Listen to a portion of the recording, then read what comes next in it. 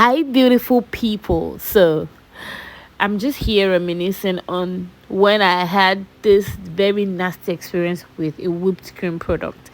This product showed me hell. Like, I decided to try out a new product because I suddenly ran out of supply on the one I always use, and I decided to just buy one off the store and use.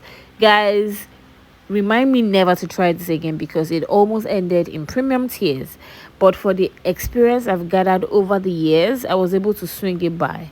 But it didn't come without so much challenges and trials and trials. Like, I kept on combing, texturing, applying more cream, trying to get the edges right, only for it to just come up looking a bit presentable.